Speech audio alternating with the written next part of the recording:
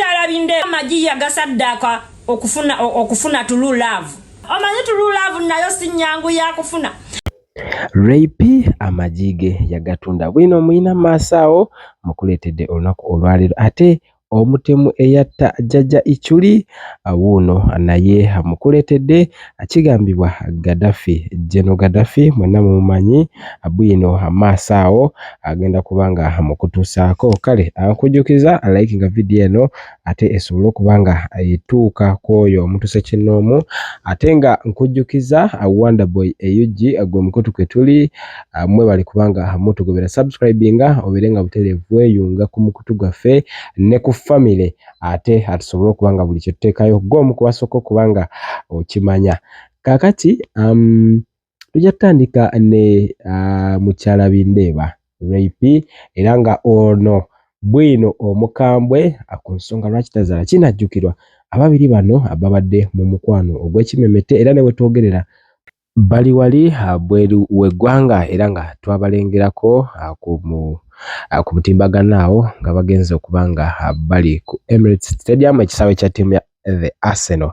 So bwe batyo abagezaako okubanga bakakirwa naye nga bwino gwennina essaawa eno alaga nti omukyala yandibanga yatunda amagi sigenda mubyogera wabula ngenda kubanga mukuwa maasawo ate nawe osobole okubanga weewulirirako ebyaddala Ray P ddala kiki ekyaliwo amagi yagatunda teyagatunda kale angenda bikuwa maasawo naye kakati njagala nsooke nkwe Frank abaho ayina byagala okubanga ayisaawo. Twali ku live ya TikTok ne wajja omuntu n'akomentinga mu comment section nga Ichuli ali ku live agamba tugenda kukusaanyaawo ne wayitawo ennaku mbale ekintu ekyo kyatuukirira. Tubulidde n'atunyonyola nti omukulu eyatta ajjajja Ichuli yasooka kutegeeza nsi era ye bwe yali ku live eya Isma yalabako message mu comment ng'emugamba tugenda kubanga tukujjawo ate yalabye comment endala ku live ya Alien Skin ate waliwo n'abakulu abeeweze okubanga Alien bamujjawo. Bino ebigambo biri sensitive nnyo sagala kubyogera wabula naawe enjagala obenga obyewulirirako okuva mu mukulu gwe bayita Abaho Frank. Kale katugesooke nkwe Ray P then ngenda kusembyayo ne Abaho Frank nawe ojja kumbulira wansi awo akikyolowooza ku nsonga zino. For now kansooke mbakuwe ate tujja kuba tukwatagana omulundi oguddako.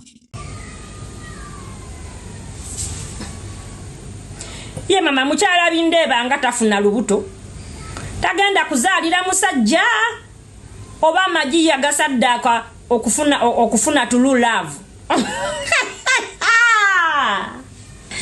Tabanga amagi yagasaddaka okufuna true love. Omanyi true love nayo si nnyangu ya kufuna. Ayinza okubanga yasaddaka amagi afune true love.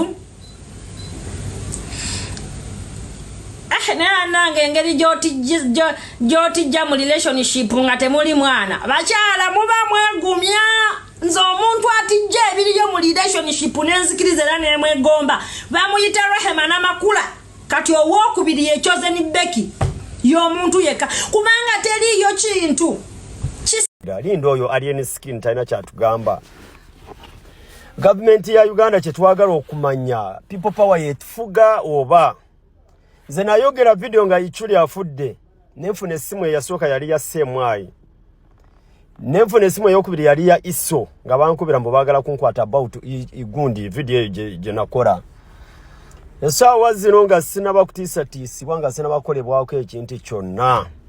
Gavumenti ya Uganda mumanyi Gaddafi wabeera oli bodyguard wa Bobi Wine yavuddeyo bulungi ne yeewaako statement mumukwate awe lwaki yayogedde ekintu ekyo mwagala mukwata oba mwagala kola okunoonyereza nga bamaze okuta Alien Skin.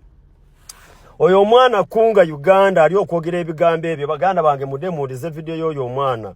Oyo omwana yali bodyguard wa Bobi Wine n'olunaku abaana lwe baali basiraanidde Dubai bwe mannimba abantu mu following abaana lwe baali basiraanidde Dubai lumu Bobi Wine lwe yajje ku airport oyo mwana yali akutte ensawo ye nga bodyguard we bwe yamala okukwata omwana we ne bamukwatira ku airport Bobi Wine n'amuvaako. So omwana oyo bw'ayogera ebintu mujja bitwala for granted mugambe nti aba TikToker boogera bye batalinaako bwino. Oli yavuddeyo ng'eyali bodyguard wa Bobi Wine n'awa bwino n'agamba Bobi Wine gwatta abantu gwayina emundu gwamanyi buli kimu. Bobi Wine yava mu America nga bamaze omukwatira mu gundi nga tanakujja na videos yakolaawo n'agamba nze nkomyeyo Uganda okwonoona ki okwonoona gavumenti ya Museveni. Tewaayise ennaku ne bakuba abazungu mu Queen Elizabeth. Bwe bamaze okubatta Bobi Wine still n'avaayo n'apostinga n'agamba gavumenti ya Museveni nga bw'essa abantu nti walaba basobola abagunde babayita batya bana bakola ku airport basobodde okwambala abasirika basobodde okwambala gundi uniform reflector z'abana bakola ku airport ne bajja ne bankwatira mu nyonyi mugamba tebasobola kutta abantu abadde mu Queen Elizabeth. Kati gwe bw'oba otuwa amawulire ago nti gavumenti tesobola kutta abantu abo ng'ate gw'omu yavaayo nga tonatuuka Uganda n'ogamba okomyewo okwonoona gavumenti ya Museveni.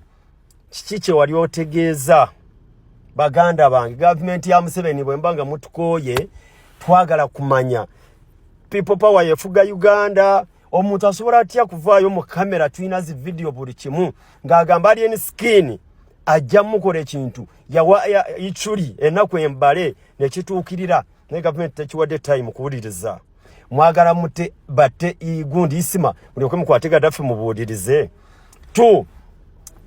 Bobi Wine bwe yavaayo n'agamba nti ava bweru komawo kusiga gavumenti ya Museveni enziro n'okola byayagala. Bwe bassa abantu be batidde mu Queen Elizabeth Bobi Wine yavudde n'apostinga video tuziina ng'agamba nti basobodde omukwatira ku airport nga bambadde reflectors z'abano baba bayita batya bana bakola ku kisaawe mugamba tebasobola kwambala kola bye basobola ne batta abantu mu Queen Elizabeth. Statement ezo gavumenti teziwadde budde. Oba mutya Bobi Wine oba mutya kabinja ka Bobi Wine mu byonna bye tusaba mukwate Gaddafi mumubuuze kyadaategeeza kitegeeza kinga ichuli yafanga mukyakora okunoonyeza right now. Ekyokubiri oyo mwana kunga mufollowinge video gye yakoze kunga ayina right ayina kyamanyi kyali konako katonotono kyatasobola kumalayo kuba omwana yali bodyguard wa Bobi Wine ayina ne kadi y'ekibiina. Omwana oyo kyali wange njogera naye ku simu agamba nze kyanzija mu people power tebatuwadde 11 n'ekimu kikyanzijayo najja yescotinga alien skin n'abeera mu fangoni. Saawa zino akulaga nti Bobi Wine yatta abantu buli kimu temukiwadde attention. Saawa zino akulaga nti Bobi Wine be babba emundu oba ze babba ku poliisi temukiwadde attention. Kunga temugamba nti mutamiivu. Kunga tasobola kwetunuzaamu kamera n'ayogera byayogedde nga talina kyamanyi. Yababuuziza nti bwe bwakwata Ssejjirinya ebijambi nga byaggwayo Masaka muganda wange nga tebanakuta gundi alien ffena tusiibuke empisa nga ekyabeerawo ku Ichuli twafuna comment twafunawo comment negamba tugenda kutta mu weekend era kyatuukirira. Guy tuina video ze ngagamba bagenda kutta alien okalisi yakyogedde nti bagenda kutta alien yagambye nawa Ichuli ennaku embale nekituukirira kati Guy yepanka ajja kulaba ekigenda kubeerawo. Government video mugiraba abakozi ba government bona tibeera wano nabo ku TikTok buli kimu bakiraba. Tubadde tusaba twekubira omulanga nga bana Uganda mubeeko kimwogera abantu abakozi ba government nga alien skin tanabakuttibwa. Okufa kwa alien skin kiri simple kuba bakyogera ate bajja kikola teri yali amanyi nti Ichuli ajja kuttibwa. Okyaba omwami oyo bw'aba yasobodde okuvaayo n'agamba nti nawa Ichuli ennaku embale yakyatuukawo yakiraba kati oyo gate mumutulekere atwepankirako ajja kiraba. So government naffe nze nganze Franka sijja agenda ngende mu police zigure omusango nga alien tagudde omusango naye waliwo abantu abalwanirira eddembe ly'abantu tuli bana Uganda tusasula emisolo buli kimu video zitambula temulinda muyite Gaddafi mumubuuze lwaki yakoze statement efaanana bwe bityo muyite Kunga ali kubawa nti Bobi Wine atta abantu akiinako bwino Kunga bakimanyi okyaba kuba yatambulako ne Bobi Wine ne kadi ekibiina jina sawa zina ali mufangoni era kyensubire kifa mufangoni abakimanyi kuba mwabeera kati omwana ngwe bwaba avude n'abawa n'abalaga ekyokukola ate ne mutakikkiriza mwagala bamala okutta kibanda waffe mulyoke mukwate mufune okunoonyereza mwagala tukole tutya zena okufa kwa Ichuli nayogera ebigambo ebibi nga bikuba government kuba Ichuli yali kyali wange yali mukwano gwange nga alien bwali kyali wange mwagala bamala okutta alien den abantu tuve mu buntu musoke mukwate Gaddafi kuba yekiseka temujja mufuna adi South Africa mukwate Gaddafi atunyonyole kyabadde ategeeza omwana abagambye nti bwe bakwata Sejirinya ebijambi Masaka nga byavaayo kituufu byavaayo walwaye amaka g'abantu galiko security gakuuma naye lwaki ebijambi byavaayo awa ekikwata ku bulamu bwa alien skin nga ffe team alien skin tugenda siuka empisa ate kitali kituufu kyetaaga siuka empisa nga alien skin amaze okufa kiba tekina kye kigenda twongerako government ya Uganda mutuyambe mukwate Gaddafi atubulire kye yabadde ategeeza ffe kye twagala kyokka tugenda kubeera bamativu sigadde nga nze Frank abaho big up